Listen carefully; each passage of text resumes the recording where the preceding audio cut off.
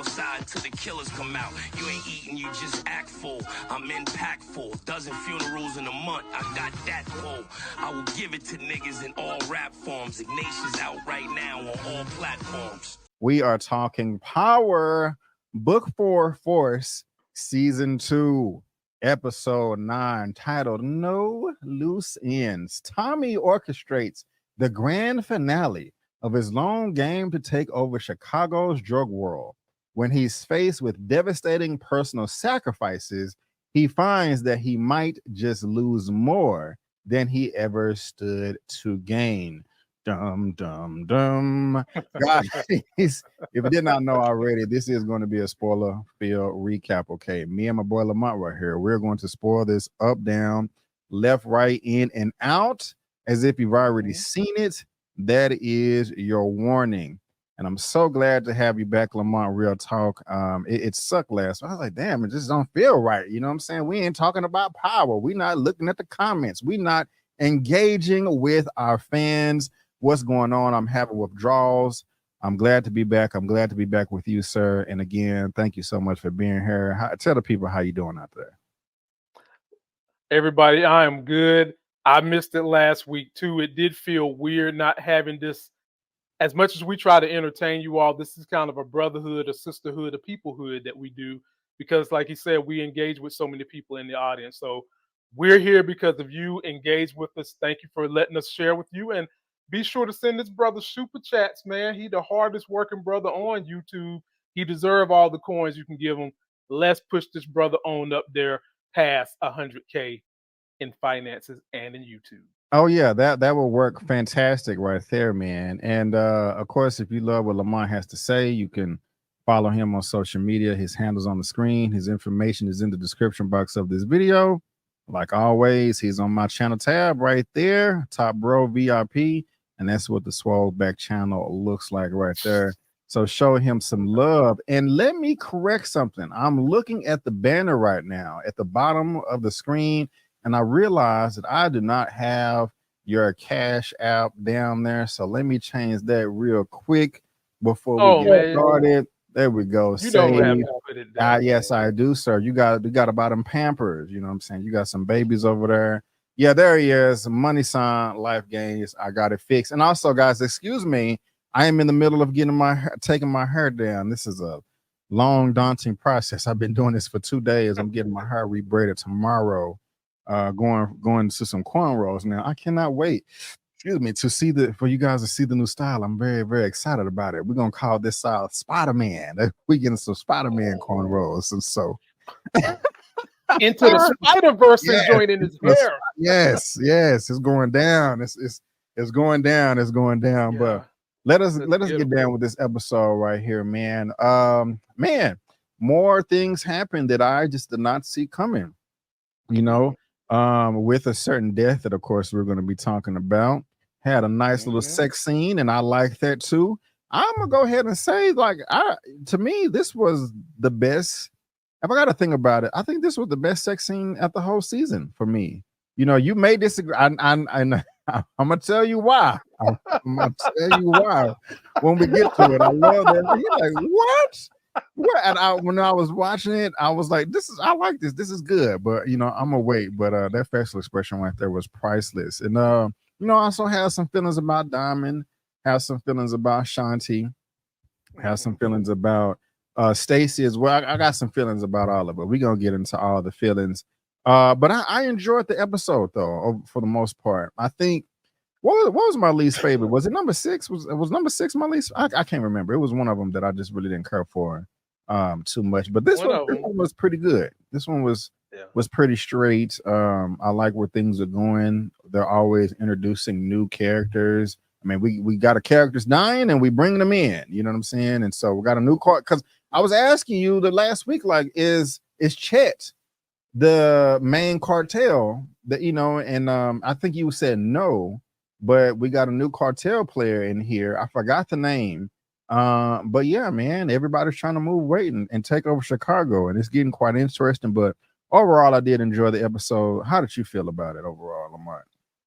I really like the episode, man. This has been a rocking season. Shout out to everybody involved.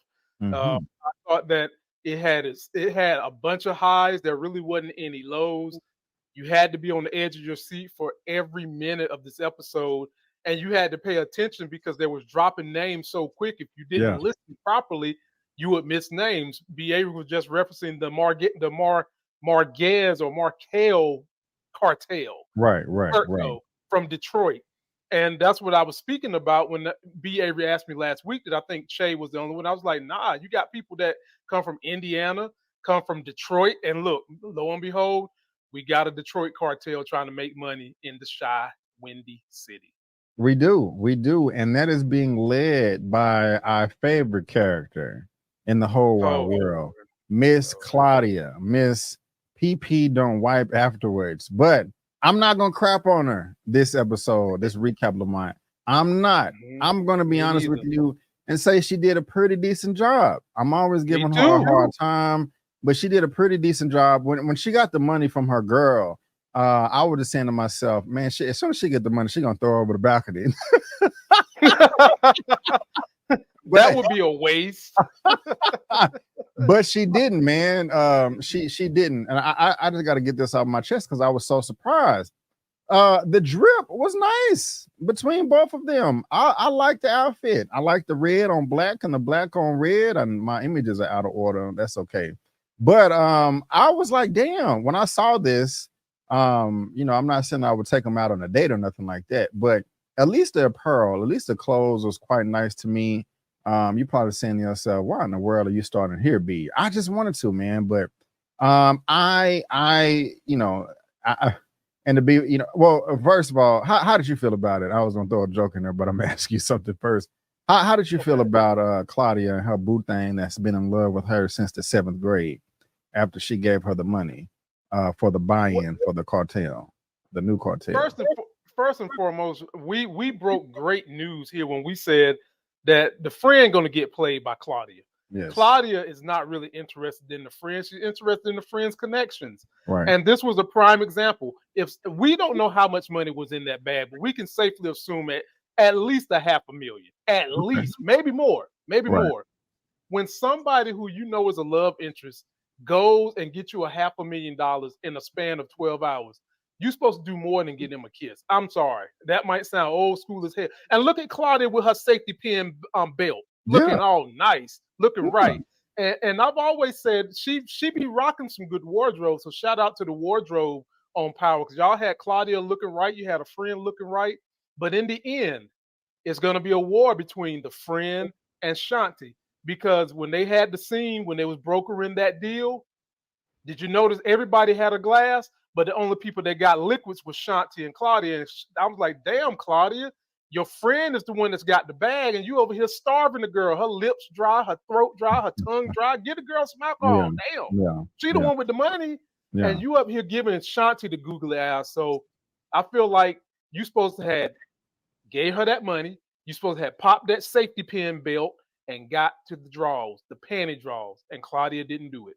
Yeah, being silly but serious at the same time. When they were doing the little kissing scene later on, I was just like, I hope Lamont does not get the opportunity to prove me wrong and Shanti come out the bathroom and join them on the couch. I was scared, man. I was watching the episode like this right here, like, no, don't, don't let that happen. And B, they gave you the setup. Yeah, they gave you the setup. They gave you a quarrel between the friend and Shanti when Shanti called the chick Becky. Yeah. And the chick was like, don't call me no Becky. I'm not a Becky, bitch. Right. So they gave you the setup for that type of thing to happen. So I'm already sure it's going to happen because that was the setup for it to happen. Maybe not this season, but next season. Gotcha. I'm still hoping it doesn't happen. I wouldn't be surprised. No, I wouldn't be surprised if you email the studio and be like, "Hey, throw this in their episode real quick. Do some reshoots." You know what I'm saying? Hey, I will. That would be awful. That would be awful. but how do you feel about Shanti overall, though, man? She's we got North Central Park, West Lake Street. She's in her gym right now, and she's talking to your boy, Jannard. And again, I like Shanti at the very beginning of the season. And then when she turned into the mustache twirling villain in mid-season, I was like, what the hell is this coming from? And then she got on my good side again.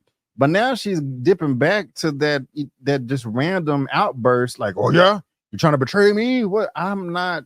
It's just that aspect of her personality, just like Jannard was getting annoyed with, like, why do you keep coming at me like this? Like, what's going on? Like, I don't understand why they're taking her character in that direction at random points. It's not really working. I like her character overall.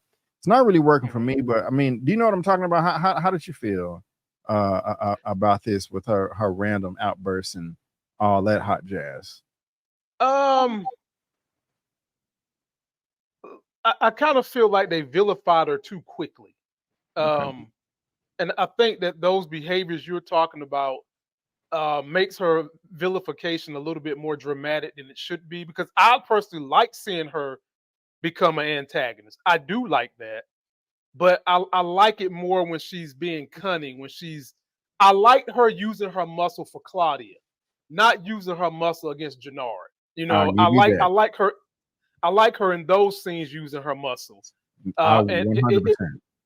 it doesn't feel real when she keeps beating up all these men. And that's not to say that she can't beat them, but at the same time, that I don't see this many people just getting punked by her like that. And so when she's doing it to the CBI members, it doesn't feel real. But I like where she's going. I like that she's trying to double cross everybody. And I'm just wondering, when is everything going to fall on those sexy, long, cool to suit lips? Yeah. Okay, y'all let us know what y'all think. I was checking out some of the comments 2 weeks ago. Some of y'all were laughing in the comments and saying this about Shanti, saying that, and so yeah, we definitely read them. So let us know, if we're tripping, if you agree or you disagree. Now, again, I did like episode 8, but I was so disappointed with the ending of the episode where Diamond killed his parole officer. One, it was just random and it was a bit much. And also, the guy was just innocent. And I keep saying Jannard. Diamond is hard. It's hard for. I'm rooting for him still, but it's kind of difficult for me because that was just so out of pocket. I mean, it was just an innocent man doing his job. The writing could have been better and all that, but like Jannard was not. God dog it. Why I keep saying Jannard? Diamond. He's not as redeemable as he was prior to this, because I mean, even in season 1, he's never done anything like this, and so I kind of look at him with the side eye now. I was wondering how they was going to start the episode, because that's how it ended, with blood all over the glass and him depressed, drunk, and Tommy smiling like he's the devil. But they started off like they're getting rid of the body somewhere under this bridge. And that was all she wrote. I mean, how did you feel about the opening and the conclusion of the parole officer and all that? Did it work for you, or where are you at on that? I understand why they had to do it. I would have liked it if they would have done it. I would have liked if they would have drugged the scene out in a different way. Yes. But basically, they explained to us that the breaking point for Diamond is jail. He's not going back to jail, and that is such a breaking point for him. He is willing to kill he's willing to kill an officer so he not go back to jail. Yeah. But it was also the flipping point for Tommy, because that gave Tommy the erection and the nut he wanted when he seen that man go evil. And then it paralleled to this episode when he done something devious and evil again, and it made his brother smile in the middle of the night, and I could see his teeth, even though it was all black, I could still see his teeth smiling in that scene. So I think they had to open with this scene, B. Avery, because we needed closure on what's the plan to get rid of the parole officer, because the police gonna come looking for him. Yeah. Something else that was extremely drastic that happened at the end of last episode was the death of Leon, the new Muhammad Ali, or the Mike Tyson that was coming up. That was it sucked, and it sucked because he died, but also the way it affected the surrounding characters, hence his mother. You know, or at Oh, least I liked her. You know, they got the me little too. smash scene on, but that's not going to ever happen again. That relationship is in the trash and in the garbage disposal. But It's not. it's not. It's not. Okay, Nope. okay. I'm gonna get your commentary on a second. But how did you feel about Diamond showing up at the crib, dropping off the comics? We got the memorial here. It's like, hey, you know, your little boy left this at the shop, at the gym. I'm just want to return it. She breaks down. She's crying, of course, rightfully so. And then the daddy shows up. One of the things, I mean, it really interesting. I thought it was really inappropriate for Diamond to kind of get an attitude like, what the F is that supposed to mean? Like, yeah, you're not gonna just let some other man just, you know, size you up like that. But still, bro, you're at their doorstep when their child died. And I know it's not your fault, but the mother is right there. So you got your chest all stuck out like that. I didn't really care for that, but I'm not gonna make a big deal about it. But anyway, how did you feel about him showing up here? And also, I want to hear your commentary because you just said that their relationship is not over. I mean, where you at on that? Because I'm very, very curious. I didn't have a problem with him showing up because she's the very fact that 24 hours ago they was hot and heavy in bed doing monkey flips with each other. You know, she damn near showed up like Johnny Gill coming to Michael Jackson's door in a raincoat with nothing on underneath it. And all of a sudden, this situation happened, and all that feeling and love that you built up for this man that you claimed you liked just went out the window because this is I didn't see that.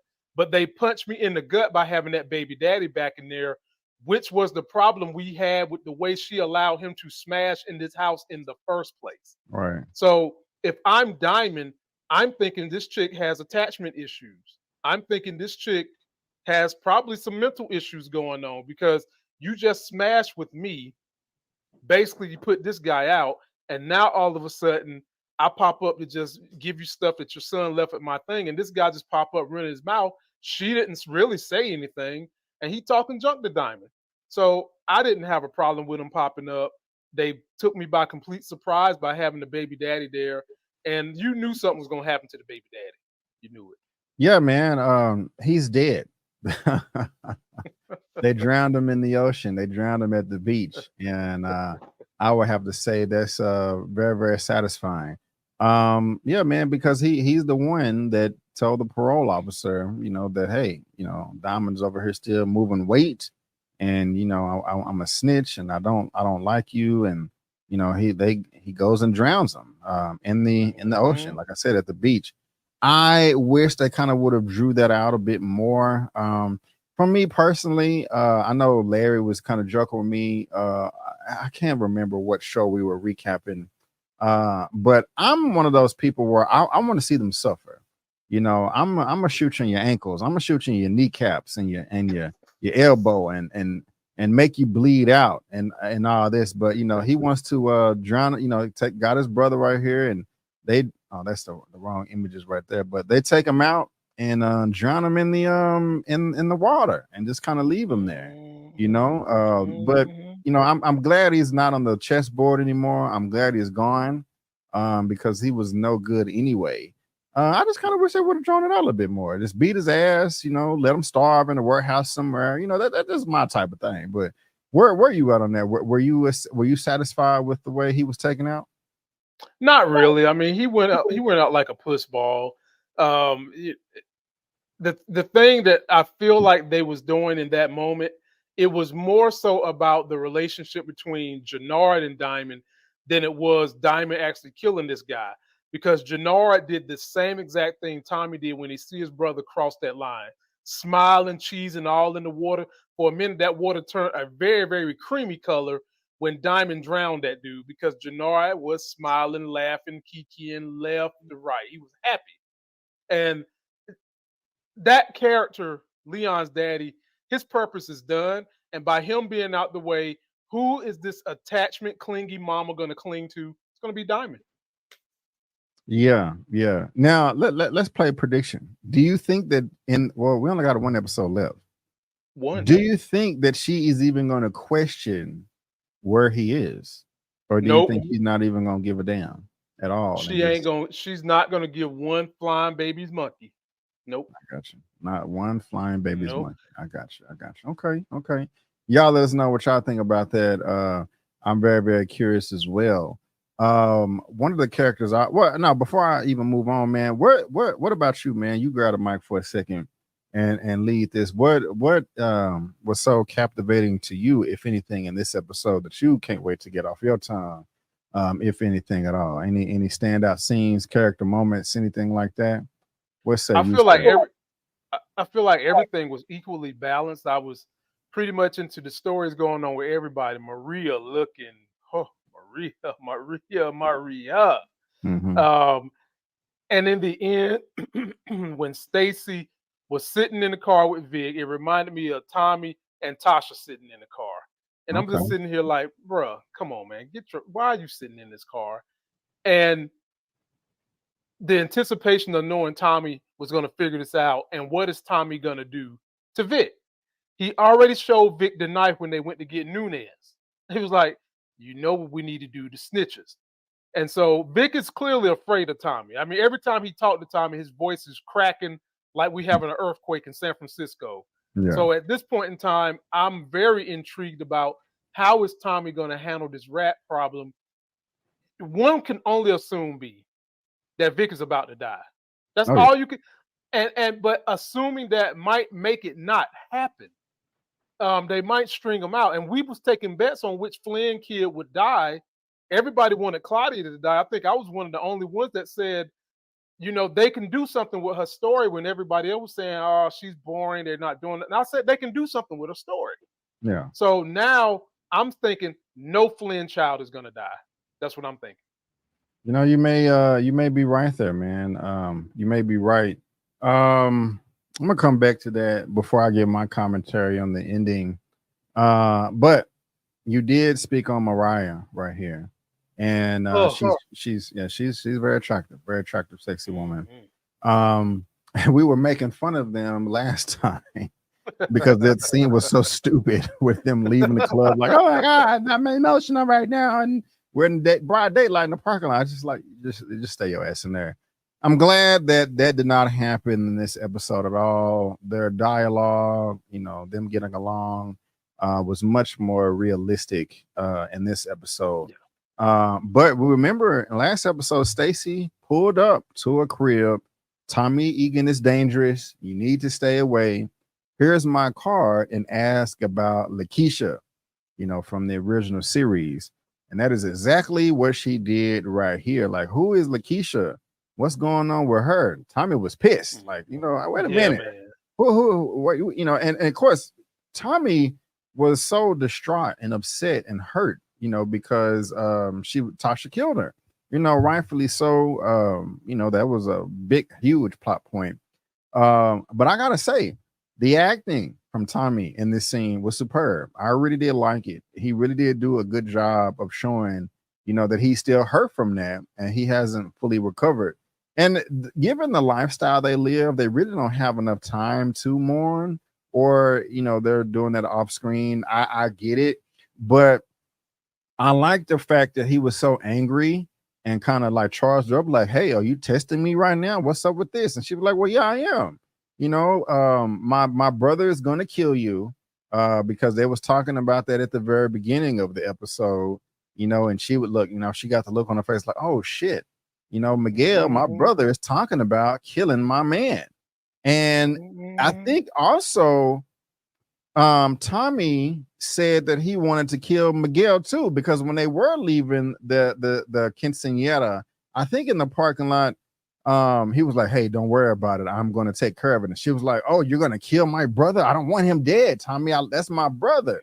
But what I'm getting at is right here, she chose Tommy. She was like, hey, you said that you wanted to kill Tommy in last episode. This episode, my brother is saying that he wants to kill you.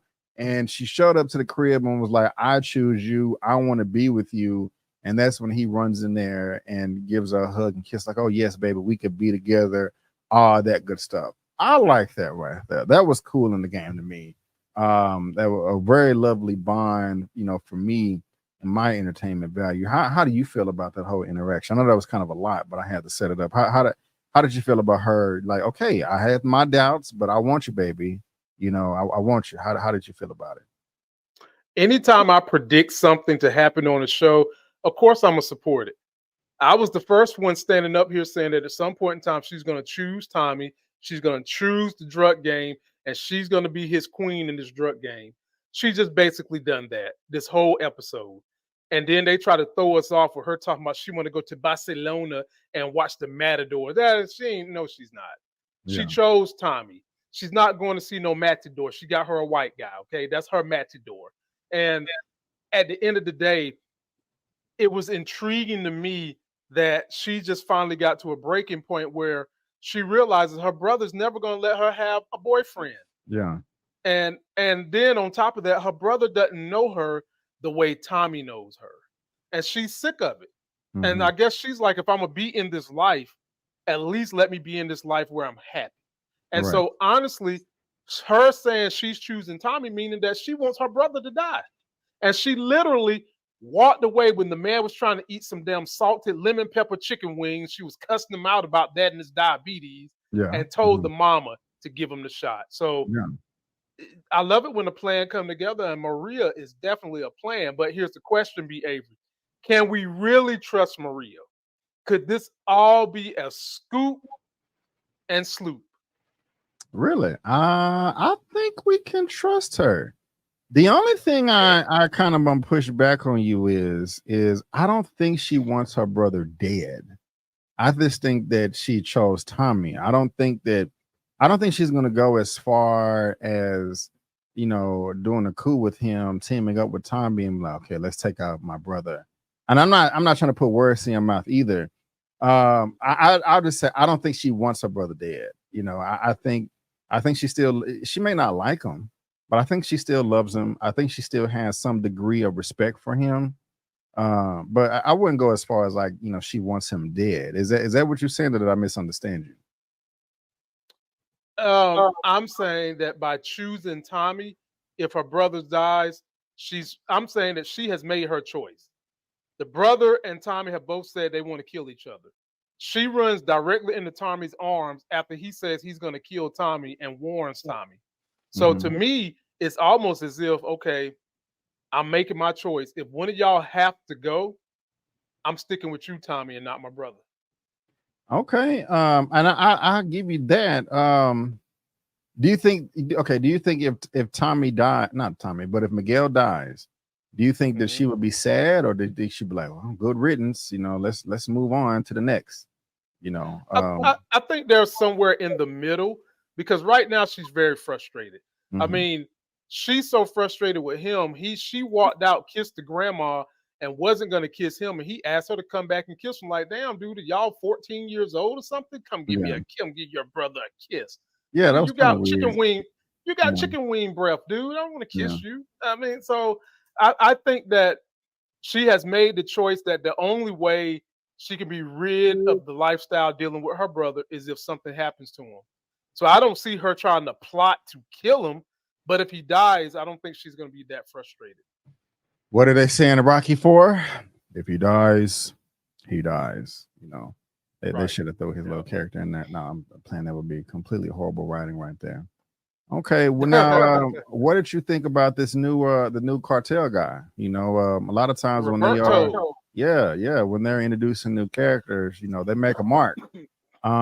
He's cool, but he didn't really make a good. It wasn't trash. Okay, hold on, my computer's doing something weird. Okay, yeah, he wasn't trash, but in the past they like introduce a new character every other episode, and I'm usually always sold immediately. Like, okay, damn, this guy right here is not to be played with. You know what I'm saying? He's gonna cut your throat or freeze your balls off, yada yada yada. Again, not saying that it was horrible, but I don't know. I just really didn't. I didn't really fear him. He wasn't that intimidating to me. Excuse me. Was it different from you? And we also got Claudia here. I talked about her earlier, but she's trying to make power moves, and your boy Merkovich getting mad like, yes, this is Claudia. I can handle the rest. Get out of here. No, I like the white girl. She can stay. But how did you feel about his intro, though? How did you feel? I felt like his intro was more about boosting Claudia, because when Claudia walked in, she caught his eye. He seen her. He wanted to F her, basically. I was just about to. And that's what he wanted to do. And we know that she is willing to do said things to get where she wants to go. This is true. And you saw how she finessed him, even though he said all that mumbo jumbo about, you better have my money, blah, blah, blah. But if she does have the money, which she does, they're going to have a good relationship to the point where he might decide to cut out Mucinex. Yeah. So you stupid. So like when you introduce a character like him, it feels melancholy unless they're doing a behavior that shows power and dominance, and he didn't show power and dominance through his words. You still show that through behavior. So yeah, I believe that that was about Claudia. Okay. Is that my little angel I hear back there? Yeah. L, do you want to say hello to Uncle B? Okay, never mind.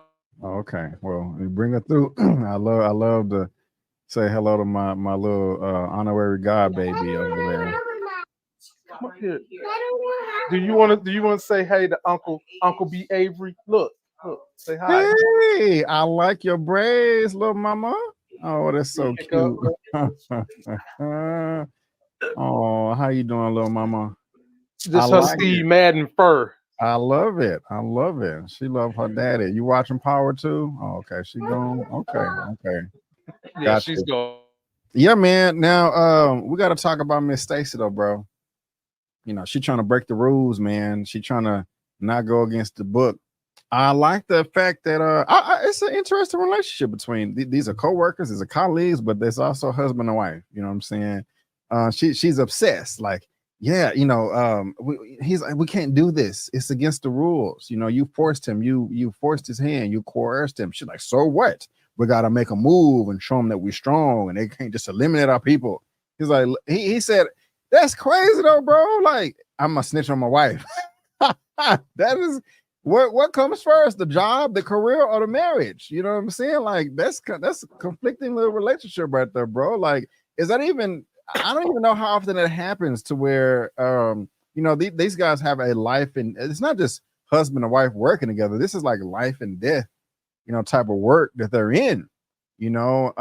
And again, even if you wanted to bring race into it, just from a visual thing, especially when they're smashing, it's like yin and yang, black and white, yin and yang, good and evil, all that. I love the parallels and all that. I'm curious why you're rolling your eyes too. But I was really surprised, man, when he was like, look, babe, I love you, but I'm not gonna go down this path. You either do this by the book, or I'm throwing you under the bus. And so I was like, oh, snap. I just wasn't expecting that, man. I really wasn't. Where you at on that? How'd you feel? That was a harrowing moment for DeFranco. I mean, right now, I think she's his boss, basically, but they both started together because they reminisced about their first case and how it felt to, be closing in on the bad guys. And she's been trying to put her foot down and show her power most of this whole season. And for him to be like, honey, you're tearing up this relationship. And then there's still a play I have, even though you're my boss. I can go help the defense and let them know what you did.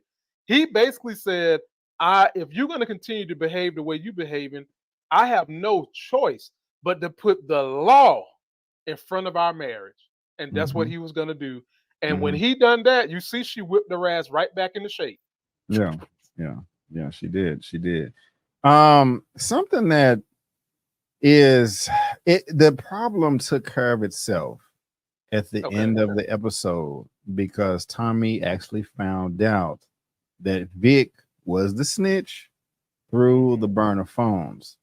However, I still think that this was a horrible idea that this task force tried to put together. So they're here now. No, they said the barbershop. Now they're at the warehouse right here. trying to tell their crew, their coalition, what the deal is. We got all these burner phones, all this, throw your phones away and get your new phones. And that's how they found out. But for them to try to say, hey, we need to plant a bug into Tommy's house, he got all this security. It's just like, what are they thinking? This is dumb. Tommy knows who comes in and out of his house. And so it's only Mariah and Vic. So what if Tommy would have found, it doesn't matter now because Tommy found out anyway through the burner phone through Sue, the attorney. But what if that didn't happen? All Tommy got to know is, okay, my apartment was clean. Now I have a bug in it. The only people that's been in my house are Mariah and Vic. The fact that they didn't think about that and put that together to where they're going to get their snitch kill and their plan fail was extremely stupid to me. Like dumb Diddy. I don't know. They really just grinding my gears. Am I tripping or am I making sense? Well, the whole season, rather, Stacy has been very overzealous in trying to get at Tommy. And that's been her Achilles heels, And in this case, I'm going to say her Achilles wig. She just keeps trying to overstep her bounds with Tommy and do crooked stuff, whereas the husband has been trying to reel her in. So I think with her trying to get Tommy so badly, it's caused her to make these horrible missteps in the thinking. And don't forget, the DNC girl got pressure on her. They got to get Tommy, and they got to get him with a cartel boss. So she hasn't been thinking clearly to the point where she was about to do something illegal. And I'm interested to see what's going to happen because we could easily see Tommy turn this back around on them. Chop off one of Vic's fingers, maybe chop off his pinky toe and turn it back around and make him an informant for Tommy to keep the FBI and the CIA and all these other agencies off of him for a little while, or to have them go bust other cartels to get them off Tommy's territory. I could easily see them keeping Vic around for that. But, I think that her and the things you complained about are just them showing how she's got a blinder on because she wants to get Tommy so badly. Yeah. Okay, yeah, I guess she is human. She has flaws. She's not perfect at her job, so she's going to make mistakes. And again, her husband. Neither is her hairdresser. Yeah, man. Is it that bad, bro? You talking about it like it's a Tyler Perry wig or something. It ain't that bad, but I want to hear from the ladies too. And I want to hear from everybody. How good or bad is Stacy's wig? I don't know. Acting is on point.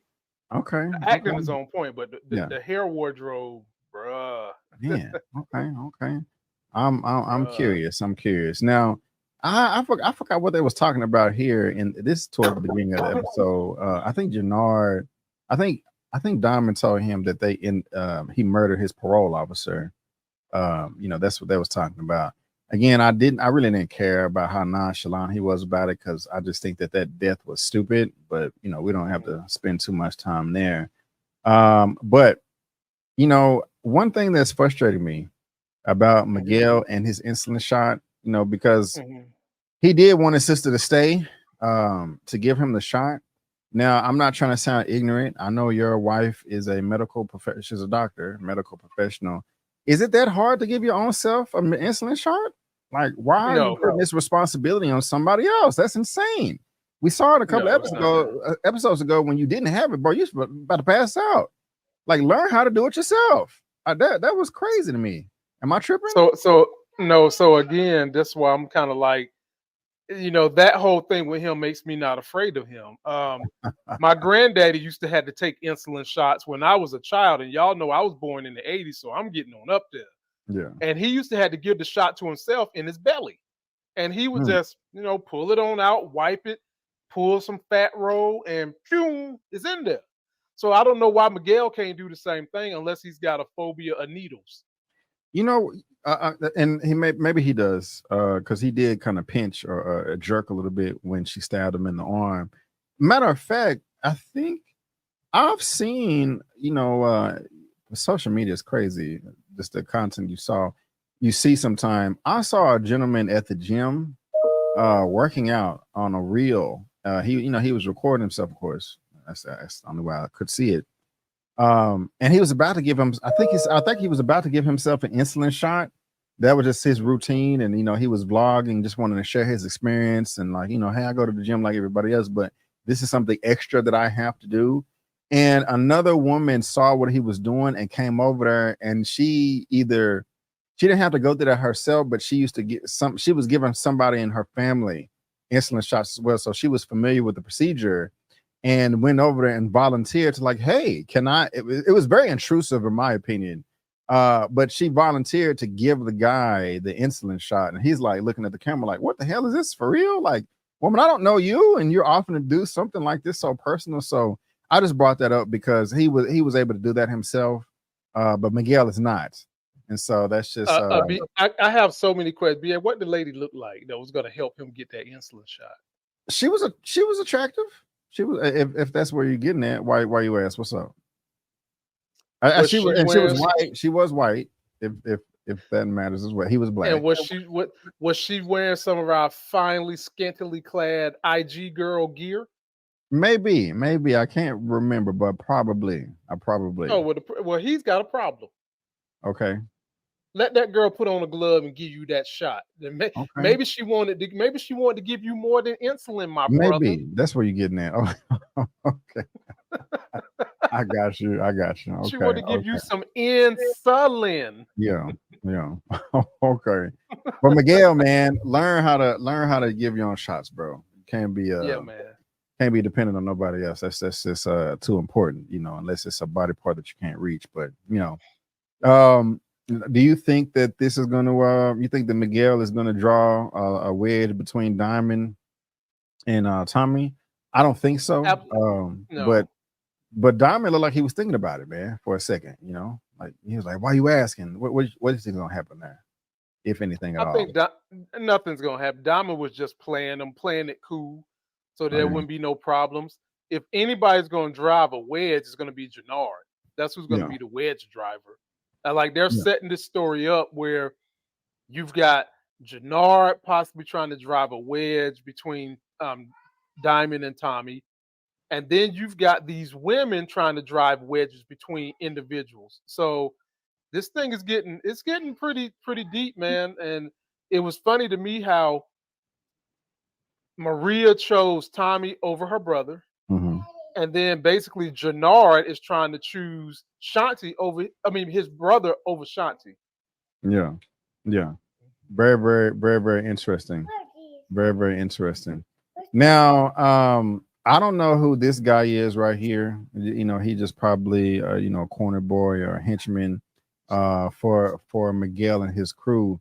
But yeah, man, the writing was on the wall.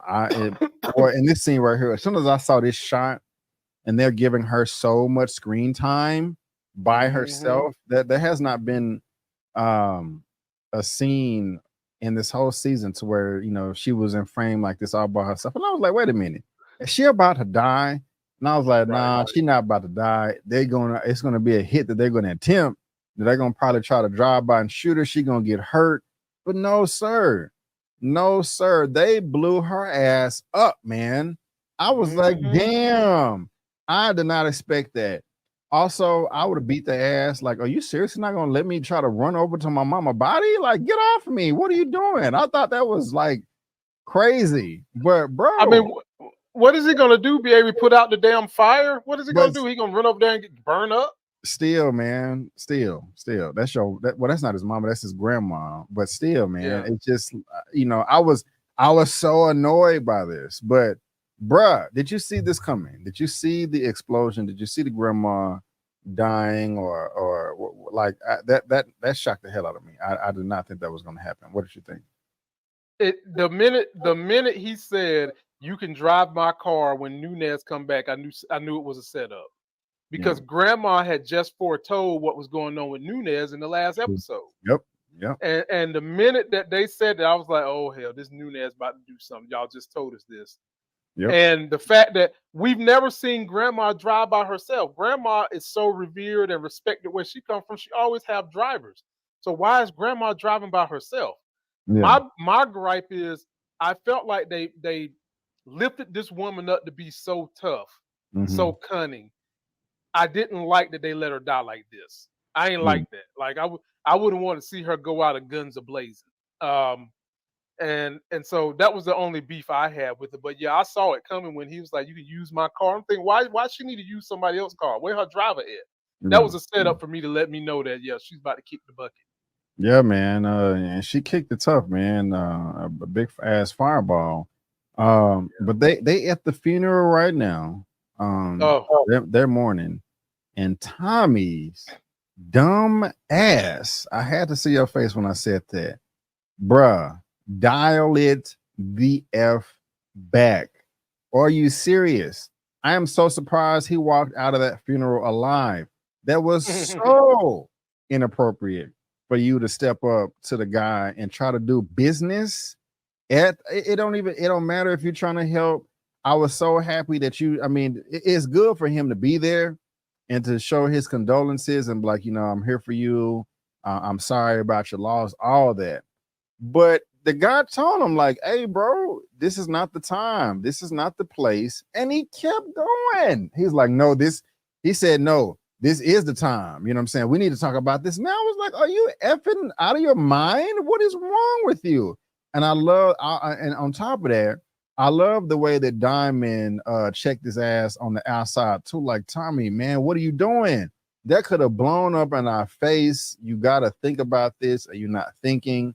And so Tommy was way out of pocket right there, man. Do you feel the same, or how you feel about it? Well, one could look at it the way you're looking at it, but you could also look at it from the perspective of those people that are the most top of the line salespeople. Every time there's an opportunity, you got to take advantage. So the way Tommy met Che in the first place was he barged into the bar mitzvah for the Mexican people.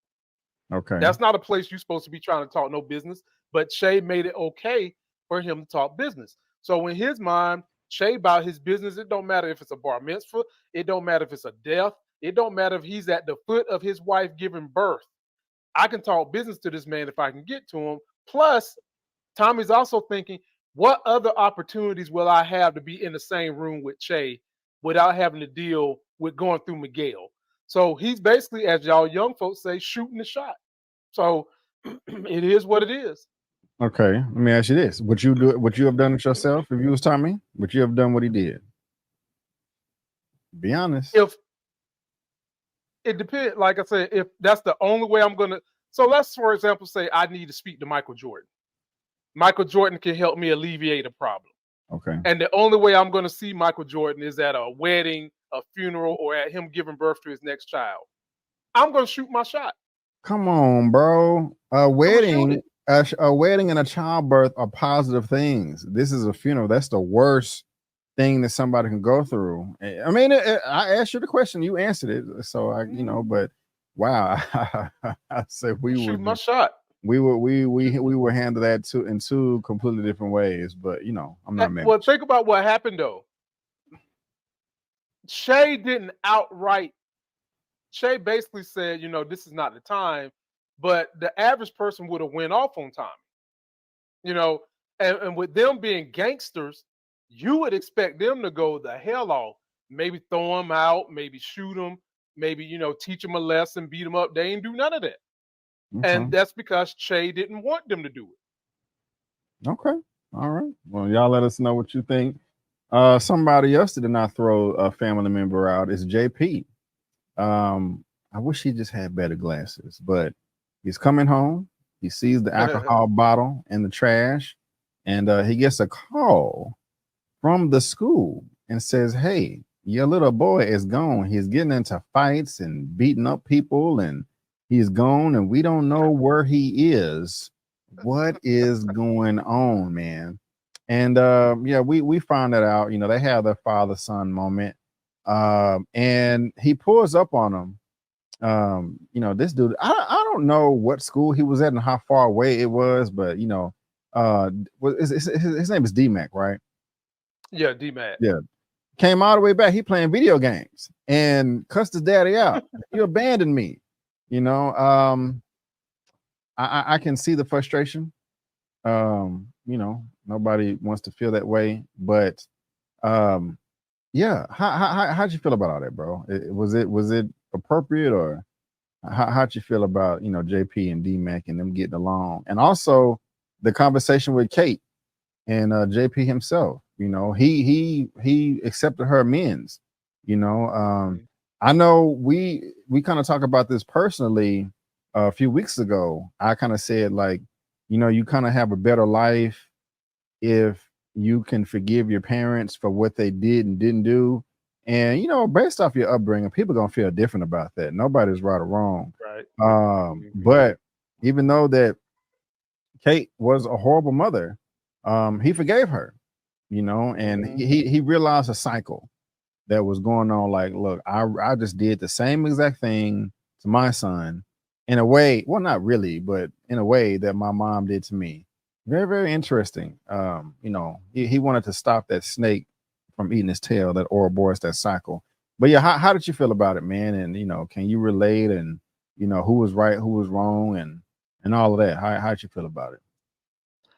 First of all, when we talk about JP, he's one of the only rare human beings on planet Earth whose masculine voice can rival that of behavior. That's number one. This guy is and then number two, I love Kate Egan. I love her character.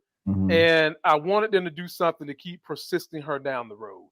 And they've done that, because a lot of her new life is tied to her feelings about her grandson, D-Mac.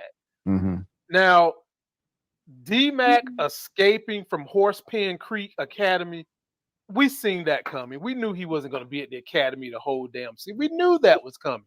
Right. I just kind of thought maybe Tariq or somebody else from the other power would come help. But my man escaped the Horsepen Academy and go back to Marshall House, where automatically JP knew where he was at. Now, I hate to say this. Say it, my brother. Say it. I understand D-Mac's reaction, but his acting, I didn't buy it. Yeah. I'm sorry. You don't gotta apologize, bro. Him trying to invoke the emotion, I just didn't buy it. I like the lines, but I didn't buy the emotion and the behavior that came with it. And I felt like JP was simping a little bit if he fell for that. However, I get why JP did it, because he's going through the same thing with his own mama. And so I like the fact that JP has forgiven his mama and moved on, because he's trying to do the same thing with his son. But the problem is going to be Tommy. How are they going to handle Tommy? Because Tommy ain't going to be cool with this. Yeah. That's it. They got a lot to wrap up. You know, in this last episode. So we're going to see. But yeah, man, I do agree with you. The acting was not the man. Fuck that. You know, it's just like they could have got somebody better. You know, to do that. Somebody else that did get better is I don't want to say that the parole officer that died last episode by Diamond killing him, the acting was bad, but this new lady here, it was much better. I like her. I like her energy. You know, she coming through her talk. Okay, so let me get this straight. A guy over here was very thorough with his notes. He gets a tip that you're doing drugs again. He comes here to question you about it. And then all of a sudden, he just comes up and ended up missing. And you know what's going on? What's your explanation? Do you have an alibi? Janara coming through talking about, well, yes, I'm his brother, and I was here.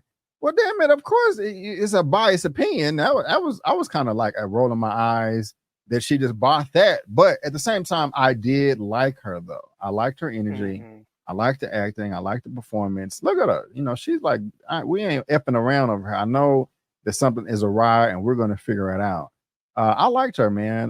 You think she's going to, they think this is just a one and done, or she's going to be a recurring character that continues to pop up in the show? I want her to, just adds more pressure to the entire situation. But how you feel? It would be great if she came back. I liked her too. Them big Texas thick girls, boy. Sister Soldier right here played the hell out of her role. Yeah. And I liked her presence. She is when white guys talk about angry, loud black women, that's what they think about. They think about her. Yeah. That's the stereotype that they think about. And I like her in this role because she's not dealing with white people. She's dealing with our people. And she's trying to check our people for killing a good one of our people. So you need someone like a sister soldier in that moment, and I enjoyed it. But who knows if she's gonna come back? It'd be great if she did, but I can't really tell if she's gonna have a recurring role or not. You would think she would, because the police are just not gonna let another policeman go without investigating the case. Right. And the only person who probably could have told on them was Leon Daddy, and he's dead. Yeah. Now, Yeah. would they send Gigi down a road of turning on Diamond? I hope not, because I need me some more love scenes. Yeah. Yeah. We'll see. And y'all let us know what you think about that. I went after Vic showed up to Tommy's crib and put the bug there.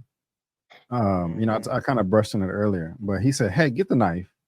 Let's go on a little drive here." I hate a snitch. Well, you know, no, he said I hate a rat. What are you talking about? The actual animal or the a snitch? He's like, you know, snitch. You know what I'm saying?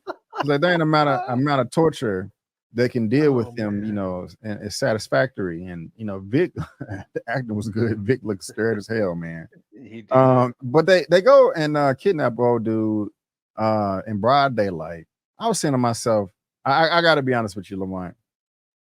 I said, Nunez, if you're gonna snitch on your crew and go pull up in front of Merkovich's restaurant in broad daylight, you got the loudest car in the world with the rims. I'm like, bro, like people know your ride, they know your whip. Like anybody can see you go over there and be like, why is he going in there? This is a dead giveaway.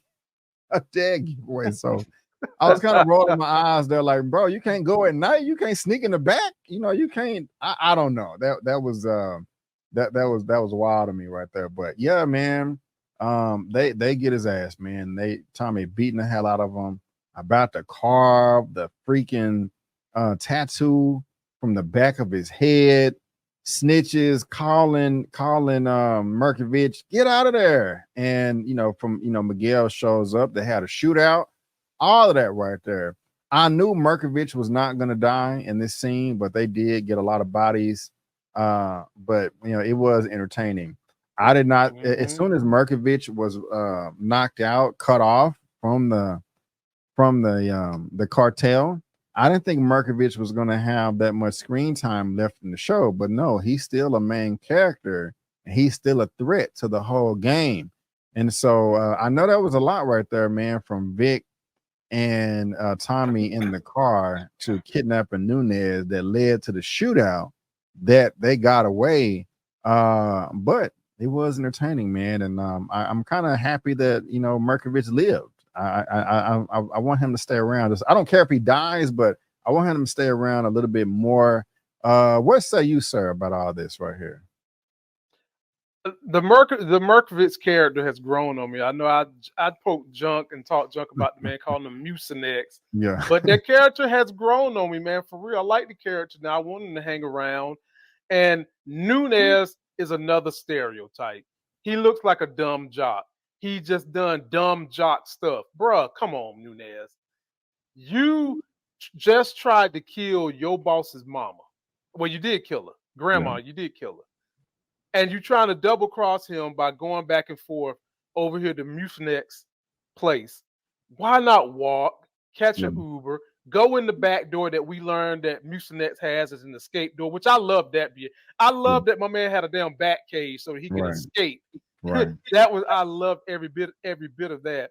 But Nunez got what he deserved. He was acting like the way he looked, a little slow and stupid. He got what he deserved. And Tommy bringing Nunez to Che in front of Miguel.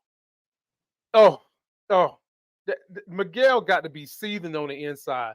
The only thing more that Tommy could do to make Miguel more furious is make a sex tape with his sister and send it to shit. Yeah, man.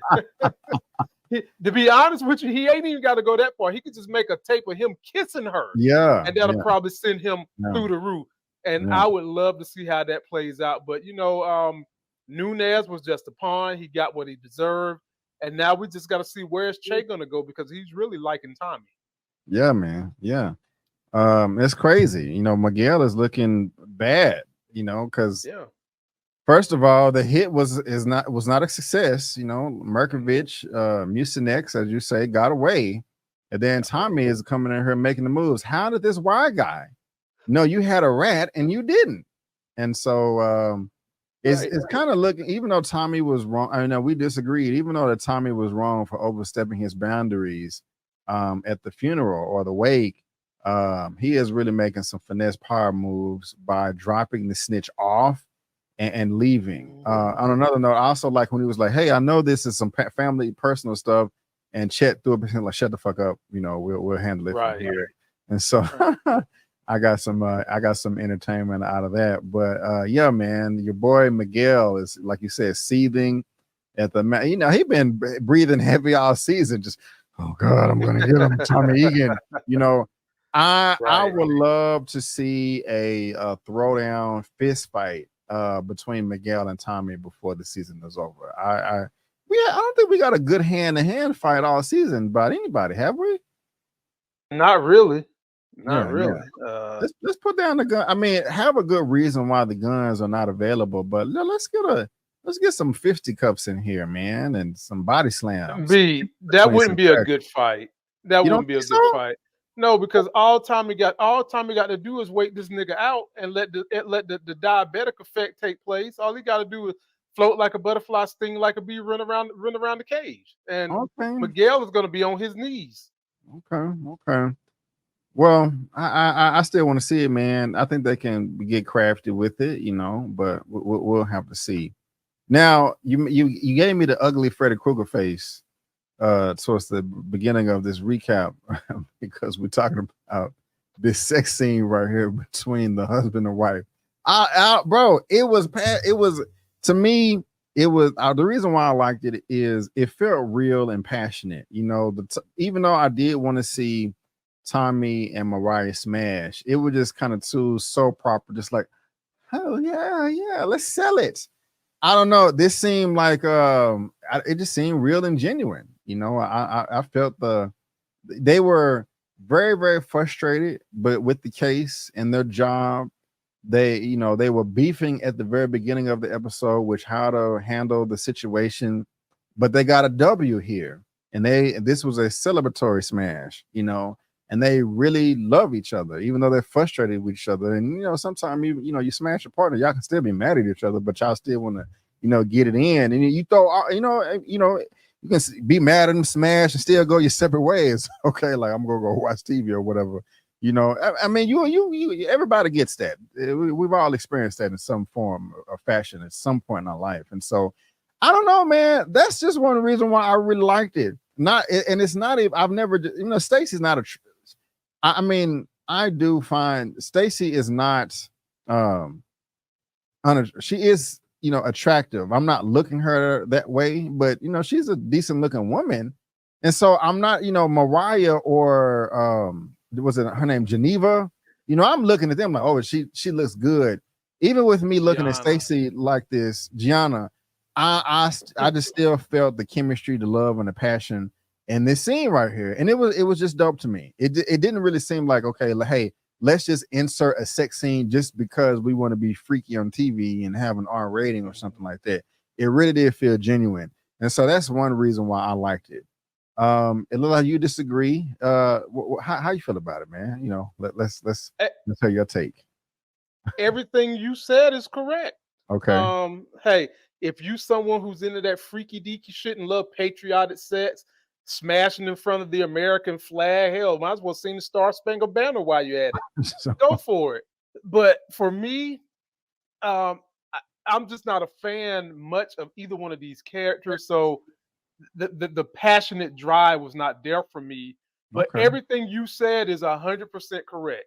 They was frustrated. They done worked some things out in their marriages. They done worked some things out in their professional life. They reminisced about the first time they done one of these cases. And you got the backdrop of the damn American flag that they was getting it in, desecrating the flag. They didn't even put it down at half mast. Yeah. Hell, if you're going to do all that, go ahead and fall and have sex on the flag. But I'm just not enjoying watching those two do it. That's the only problem I got. That's it. Okay. I got you. Y'all let us know what you think. Did you like the sex scene? Do you agree with me, Lamont, both of us? And also let us know in the comment, what is your favorite sex scene out of season 2 so far? Was it Stacy and the husband? Was it Diamond and what's the name, Gianna? Or Gigi, yeah. Gigi, or was it Tommy and Mariah? And you can rank them too in the comment section. We want to know. Diamond is free. He had his parole case. Free. He's out of there. This is good. I like that. And what I don't like is seeing brothers bicker and argue as they did at the end of season 1, but they made it up here. And so that's pretty cool right there. You think they're going to stay united, or is going to be another fallout somehow between them? At the end of the day, I really believe Jannard got love for his brother. Even though Shanti is trying to get him to double cross the brother and all that, I really believe that he's got love for the brother. He's going to try to be true to the brother. But it's going to be some people that's going to try to come between that. And so you got to look at Tommy coming in between it, and you got Jannard, or you got Shanti. But I'm liking that they're letting them get back together, showing that brotherly camaraderie, that brotherly love. It's just who's going to mess it up. And it might not even be another human that messed it up. It could be drugs with Jannard again. We called him Junkie Jannard for a reason. He's clean right now. But if he was to get back on the stuff, he can be easily manipulated. Yeah. Okay. One of the last scenes right here, man. Tommy figures out who the snitch is, man. They on the roof. Hey, let's meet on the roof. You know, Tommy even may smash the Asian lady. I don't know, but finds out that it's Vic.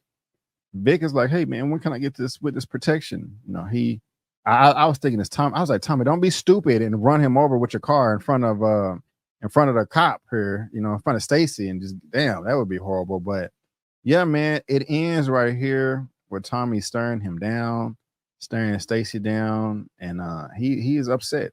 You know, there's no escaping it. There's no escaping it. So looks like Vic might die in the last episode, but you said earlier that you don't think that any of the fans are going to die. You think they're going to stay alive. So how did you feel about this scene, man, and how you think it's going to play out? Tommy's going to try to use Vic next season. Simple as that. Next season. Okay. You think they're going to have a confrontation at all? But yeah, definitely. Okay. Definitely. But Tommy's going to probably torture him and make him be useful as some informant against the FBI, the CIA, and all these drug force, task force, whatevers, and put him in precarious situations. He might even use him to drive a wedge between Stacy and DeFranco. I could see that happening. Tommy, all of a sudden, he's smart as ghost now. So I could see those things happening going forward next season. I don't see any Flynn child dying this season. Okay. Y'all let us know what y'all thinking. Something else I forgot to mention is I do like the communication between Shanti and Tommy here about him, playing both sides. So like she wanted to hobble what's her name? Claudia. And like, hey, let's not let her finish the race. But Tommy, he's like, no, let's do this, let's do that. I like the communication as well. But what else, Lamont? Is there anything else that we didn't discuss, or do you have any final thoughts that you want to get off your chest, sir, on this episode, or what you think will happen next episode? My final thoughts is let's get ready for the finale, and then December 1st, Power Book 3 is coming. That's my final thought for tonight. Looking forward to it. Well, ladies and gentlemen, boys and girls, that is it for me and Lamont's recap for this great episode of Power of Book 4 Force Season 2, Episode 9, No Loose Ends. Really did enjoy it. We got one episode left, and hopefully it will end on a banger. Let us know in the comments what you thought about the episode, your likes, your dislikes, things that you may be confused on. Let us know about my commentary, Lamont's commentary, whether you agree with us, disagree with us, or you're somewhere in between, and we want to hear those predictions. Let us know. Lamont, again, my brother, I want to thank you so much for coming through and being generous with your time. I really do appreciate that. So thank you. And before you head out, man, why don't you let the good people know what you got going on your channel for them to look forward to? Trailer breakdown for the upcoming episode of Power, live stream Saturday night, 9 p.m. You might want to come through. You never know who could show up.